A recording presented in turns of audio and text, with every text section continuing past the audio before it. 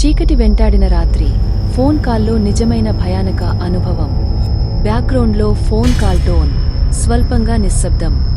భయపడ్డ స్వరం చెప్పగా, హలో, వినిపిస్తుందా? ప్లీజ్ ఈ కాల్ కట్ చేయొద్దు. ఒకసారి నన్ను పూర్తిగా వినండి.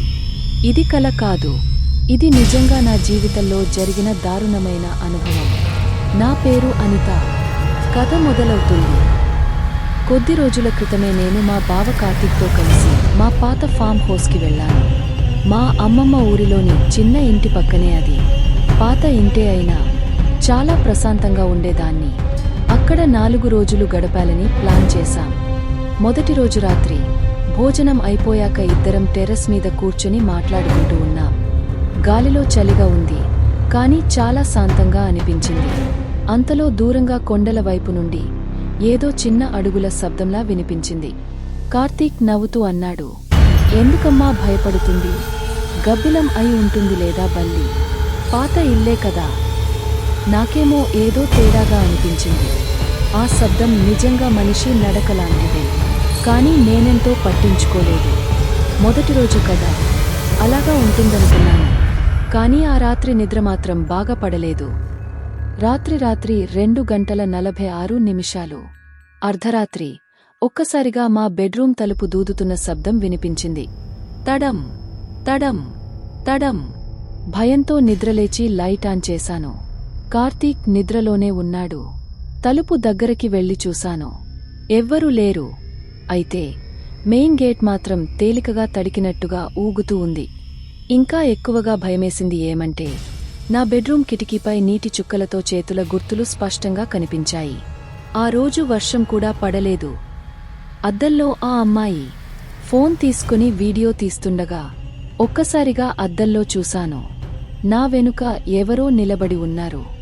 నల్ల చీర కట్టుకున్న, తడిగా ఉన్న ముండతో, పళ్ళు బయటకు వచ్చేలా ముఖం విచిత్రంగా ఉంది. వెనక్కి తిరిగి చూస్తే ఎవ్వరూ లేరు.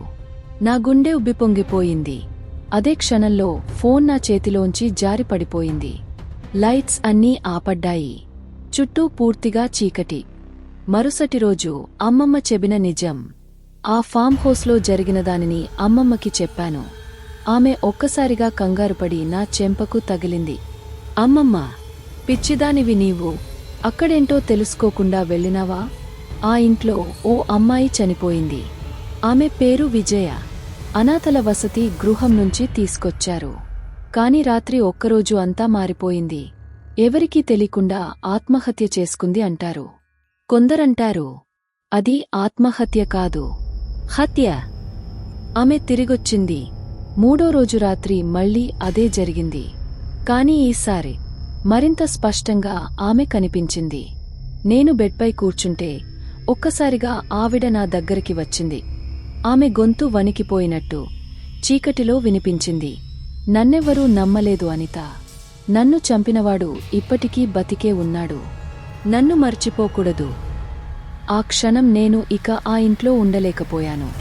కార్తీక్ కూడా బెదిరిపోయాడు. వెంటనే ఊరు విడిచాం. కాని ఆ రోజు నుంచి రాత్రి పడితే నాకు నిద్ర రావడం లేదు. కనులు మూసుకున్నా ఆమె రూపమే కనిపిస్తుంది. కొనసాగుతున్న కాల్ శబ్దం మందగిస్తూ, ఇది నా కల కాదు, ఇది నా జీవితం. మీతో పంచుకోవాలనిపించి ఈ కాల్ చేశాను. నాకొక బాధితురాలిగా కాకుండా నిజం చెప్పే వ్యక్తిగా వినండి. విజయను ఎవరూ చూడకపోయినా నేను చూసా.